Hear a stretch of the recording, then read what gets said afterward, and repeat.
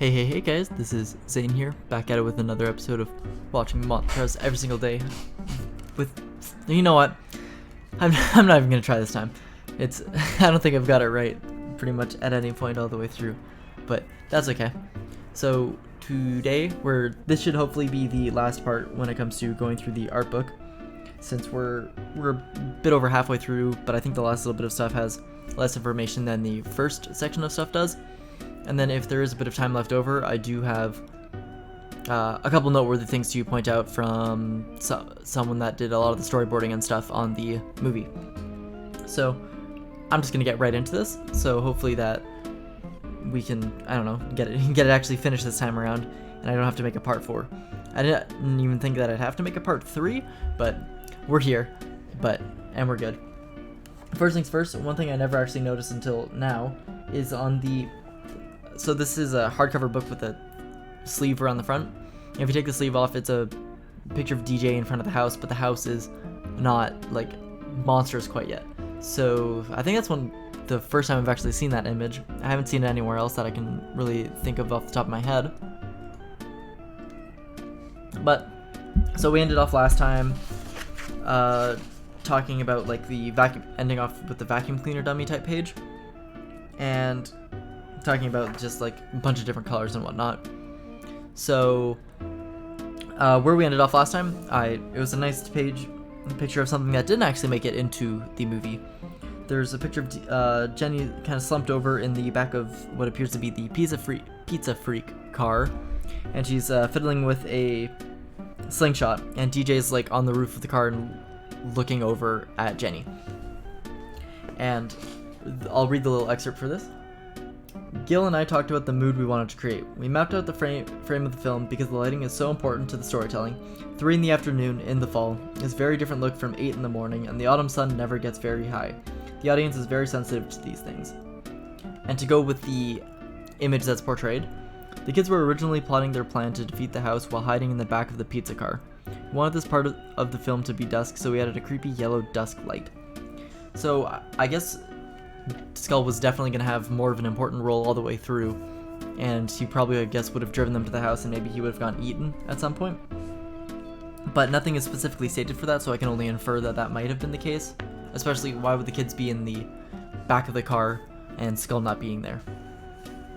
Moving on, there's pretty much, this is the entire part where the cops get taken by the trees, and there's a lot of concept work for how they wanted to make the trees look, which is funny. I never really would have thought that they'd put a whole lot of thought into specific versions of the trees and how they looked and whatnot, but there's definitely some certain interesting looks that they went with. Either a bunch of branches that kept branching and branching, or they just have like just a couple really long branches. And here's one thing that got cut, because it's also using the early design of Z, which was Mary, and she has a little bit of red in her hair. In an early draft of the script, DJ is warning Z not to go near the house, when all of a sudden the tree grabs her. Gil's detailed request was, "I want to see Z from inside the car getting pulled away by a tree branch," and you see the reflection of DJ's expression in the car window. That's when, as illustrators, we just go into the bathroom and cry for a few minutes. Then we come out and try to make it work. So, I guess that's something that's really hard to get done, and I think that's really funny. And there's also more of what appears to be the trees uprooting themselves, more so, and like grabbing the cops rather than just like kind of reaching down and grabbing them. And there's a image used in one of the trailers of the entire house being grabbed all at once with the cops in it and not the kids in it, but that was only in the trailer, so it's interesting that they even put it there. And it's cool to have the look of the trees where they uproot themselves a bit and look like they're creeping along the ground. And then we've got a nice 2-page one of the house being grabbed by the trees. And finally, we're inside the house. This is where stuff starts getting really cool. So the entire foyer and stuff of the house is completely mapped out and sketched here, including like a really big open roof, and just the entire house, really.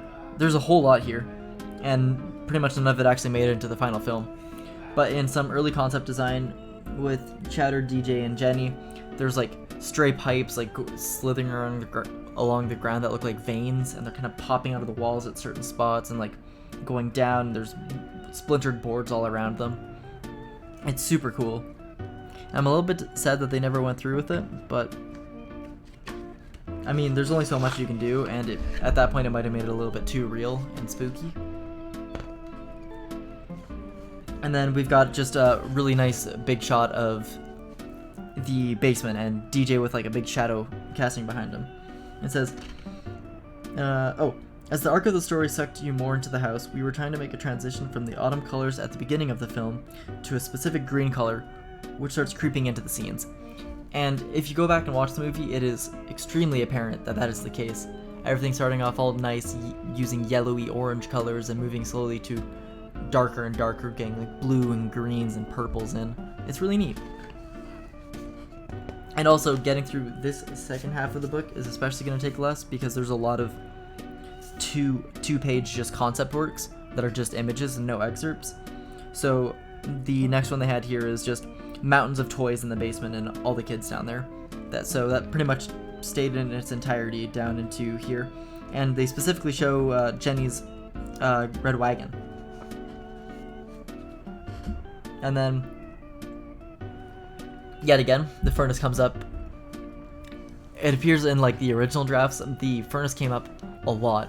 This is like the third or fourth time that I think it's appeared. And it's had a lot of different changes to it. So originally it looks like it was built into the wall and had a bunch of pipes just like all coming out all over the place, like veins, I suppose. And then another one is just like a regular old furnace that just looks normal and has the chimney building up to the top. And then there's the other one that makes it look a little bit closer to a heart. It's more round shaped with pipes just all over the place sticking out. Not even just from the top, but just like all down. There's super red, and the bricks look like they're hardly being able to contain the flames itself. Also, early versions of Constance artwork, and some what appeared to be dates between her and Nevercracker. Some of the portraits look like they made it into the final film though. And it, of course, going off of these, instead of Constance specifically having your dead body in the basement, they would have replaced that with the furnace.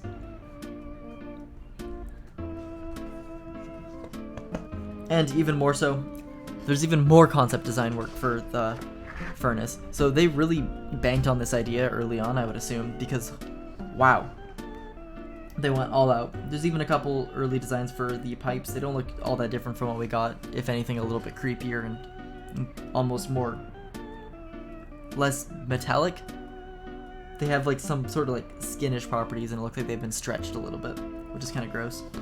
But there's a whole lot.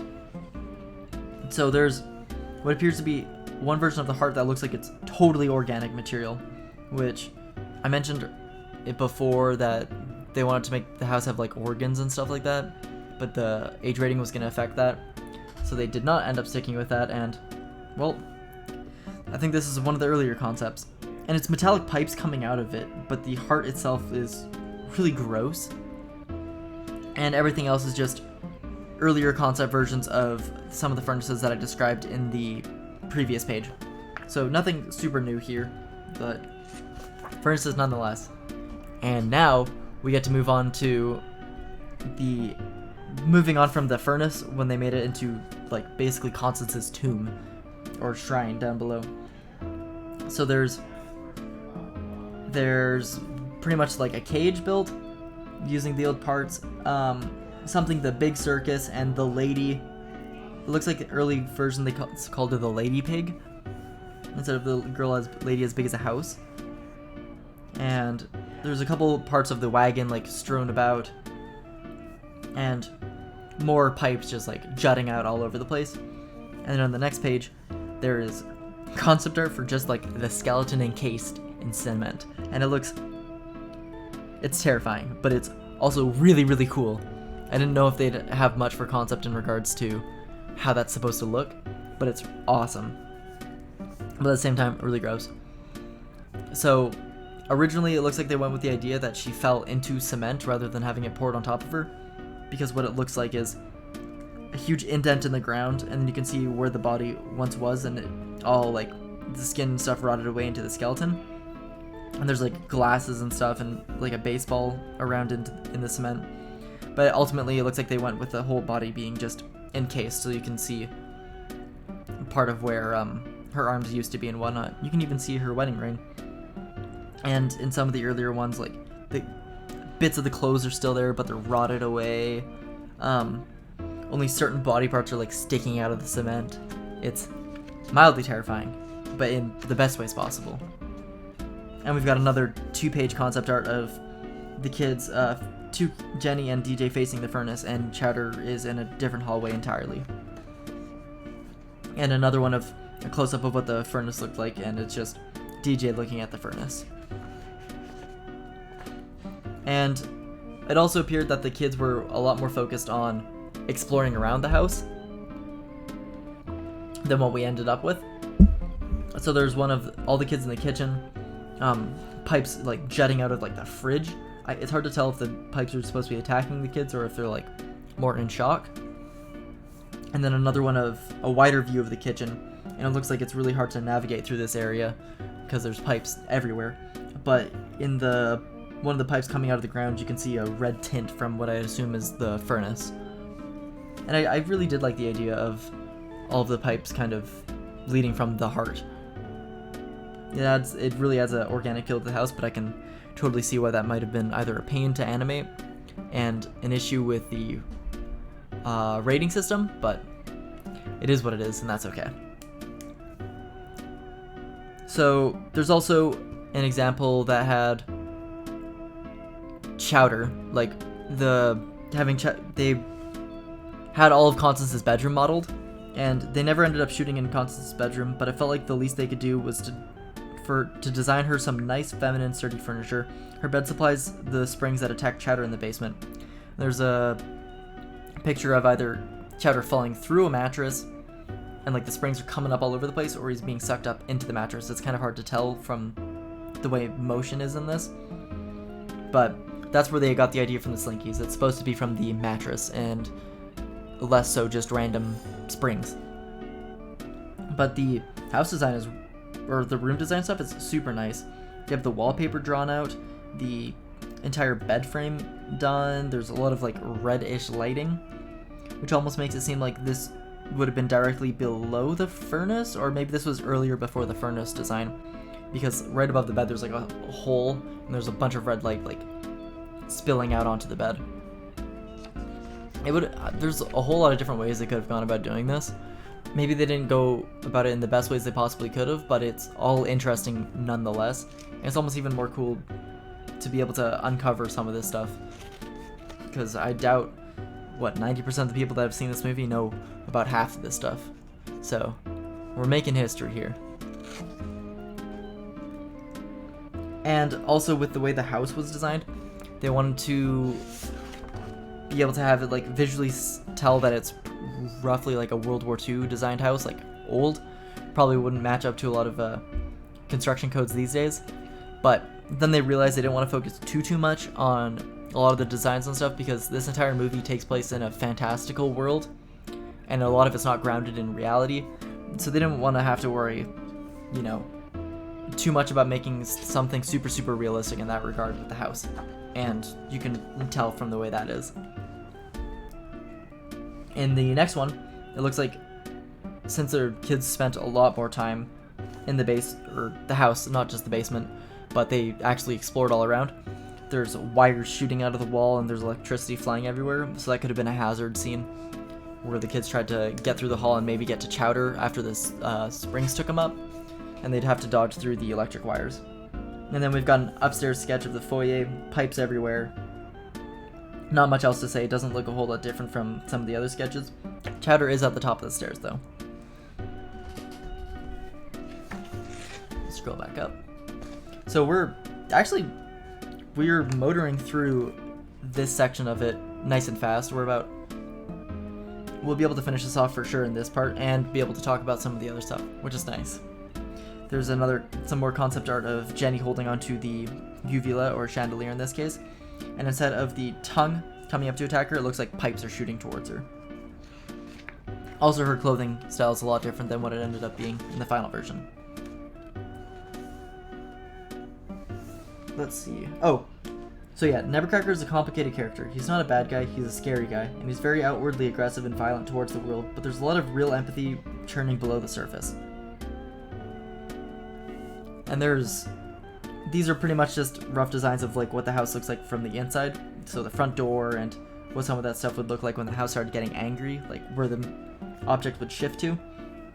Obviously that wasn't an important part at the end, but they needed to model it out to get a good feel of keeping things proportionate. There's the kids spilled out onto the lawn with a bunch of stuff that carpet tongue ended up being like pretty raggedy. A bunch of furniture and wood gets spilled out instead of just the kids and their squirt guns.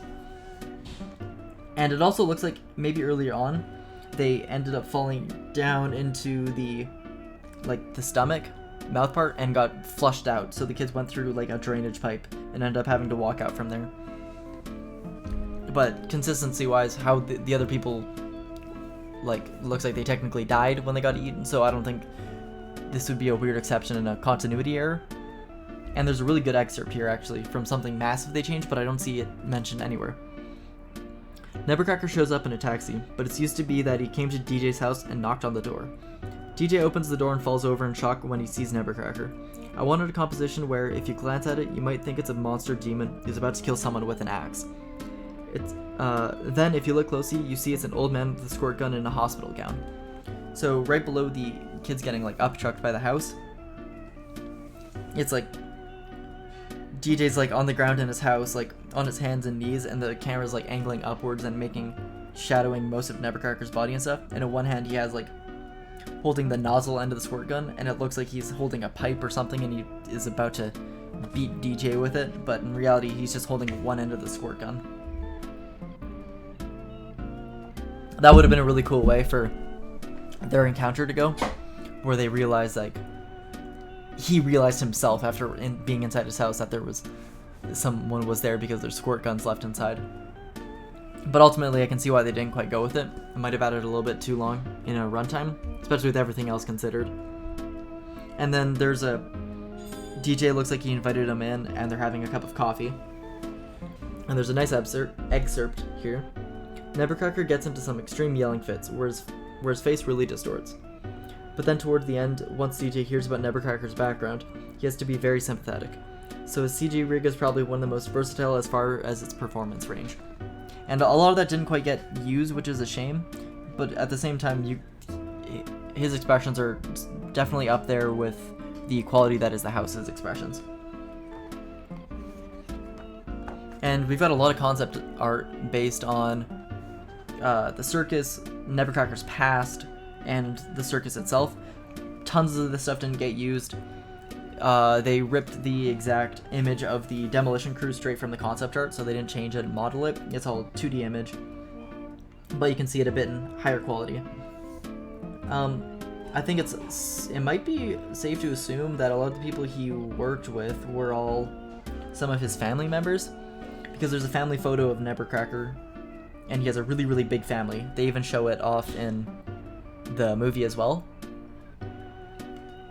But none of the other demolition people have names, so it might be fair to assume that some of them are his siblings. Yeah, early concept art for the circus, it's just a circus. It wasn't super important for them to go too much in detail for that, so not a whole lot to say here. It's just the circus. Not even much of them meeting up with Constance and whatnot. And in the early version where it started the transition from old Nevercracker to young Nevercracker looking at Constance, he was wearing a army uniform, and a bunch of the people around him were also wearing army uniforms as well. And here we have even more early concept art for Constance and Nevercracker. The entire scene of building the house, there's actually things going on around them. There's trees, there's a couple other buildings, there's some vehicles, so it's actually an environment rather than just a desert. And just some early pictures of Constance and Nevercracker. Not too much to say here. And then we're getting into the early renderings. 3D renderings, of course, of the tree. Also, one thing I didn't mention from the last one. the wedding photo of Nevercracker and Constance included his entire family, so there's like 15 people in one picture. And some of these early renders of the house, instead of the tree having just the two big branches, it looks like they went with some sort of spider design. All of the roots underneath the house were going to be walking points. There's going to be all of the trees attached to the side of the house rather than just the two, and it was just going to be like crawling towards you rather than lumbering on like two legs, which is crazy. That would have been almost impossible, I imagine, to break up. Then yeah, we've got as how it would look with the house, like sort of almost moving houses to the side and like creeping in between the houses as it was trying to get to the kids. And then we've got a nice excerpt here of Nevercracker standing in front of the monstrous house and one of the earlier designs with the spider-like thing. And it's really cool because this looks really similar to the front cover of the book itself, where DJ's looking up at the house. So maybe that was intentional and they would have tried to frame something like that, as if like Nevercracker's like the kid looking up at the house all over again. And there's a moment after the monster has been rampaging where Nevercracker says, "Stay away from those kids." She comes up to him all angry, but you see her soften and realize she's an unfortunate character. She's been mistreated her whole life, and this is the end result of that. And that's a really, really good point to have been made. And also, there's more about the excavator, some of the early models, and then some sketches of the house rolling down the hill and how they were going to make that look. Not a whole lot changed, and especially from this last bit, practically none of the stuff in here has actually changed from how the movie ended up looking in the end. But there's a little book of the monster models, model photography and whatnot. So they used a bunch of different little modeling stuff and wood to build what the entire house would actually look like, which is crazy. So they went through the effort of making a miniature of it with some little figurines, and they even included all of the pipes going all over the place, and the heart itself, which it looks like they stuck with the really organic looking one. And then there's a final version of the house pretty much entirely broken in the sort of monstrous phase, which looks similar but a little more slumped than what we ended up getting, which is pretty round. Some early concept art of the construction site itself. Not much to say about that.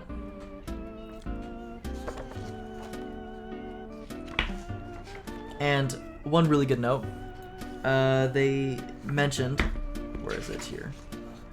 Oh, in live action, characters get dirty and beat up all the time, but it's unusual to see that in CG. What I've been working on, and it says in January 2005 in brackets, is getting our characters to the dirtiest point, and then showing that to Gil. He looked at it and loved it. So now that we've got our kids at the dirtiest moments, the idea is that I've got to backtrack the continuity through the film and map out the progression. And there's just some concept art of the explosions and whatnot. And we're pretty much at the end. One of Nevercracker dancing with Constance's ghost, which looks really cool, but Nevercracker looks terrifying, like he's like practically a zombie. And the last of little things to really mention is the kid costume designs from the random kids, which is great. So there's the best costume design out of all of this is a kid dressed up as a giant potato, which I feel like got changed into that of the corn dog, but nothing else really got changed. The latter half of the movie has very few changes once they're outside of the house. And that is the end of the art book. It pretty much ends there. There's a nice group photo involving pretty much everyone involved in the movie, except for some of the people, like some of the actors. There's at least the main kid actors, but we did it. We made it through everything that there is to be said about the art book. Finally, it took quite a while, but we got to it. And I've still got a little bit of time left, so I'm gonna quickly bring it over to what I meant to talk about. And this is on a page from Simeon Wilkins, the storyboard artist for this. And he's got a couple short little quips. Also, fun fact, he storyboarded like Hellboy, Trick or Treat, It, Hotel for Dogs, and a bunch of other stuff, and a crap ton of canceled movies, which is a shame, but he has got some fantastic stuff. And the website is robotoperatormanuals.com. I'll link it into the YouTube description if you want to check it. So, at about the same time that I was creating the characters for Thou Art Dead, I was deciding that we would go ahead and start to mock up the Encyclopedia of Monsters. It was planning to be used as a sort of promotional piece. Abbreviated versions of the book appeared for a short while on the Monster House website, and saw a print with the Art of Monster House book. After designing the cover, I began coming up with interior chapters. I thought it would be fun to include both real folk monsters and fictitious beasts. From that point, character designer Chris Appelhans and I started creating a slew of fake images and monster clippings to support the existence of our monsters. Here's what we came up with. Domus Mactipulus was the name given to the monster house by Skull in the film, and was our primary focus. We just explored the history of the beast house through illustrations and photographs. The Mushroom Man was something that I made up for the book. I was really into the Japanese monster film Matango and wanted to create something along those lines. The Reseda Scourge was an idea of Gil Keenan's. He wanted some kind of monster that lived in the LA River, and I came up with this giant half-naked rat. The Dover Demon is a real monster, a weird alien-like creature. I thought it'd be fun to give it an ancient history by putting it in tarot iconography. The Ghost of Edgar Pilchuck was another fabrication.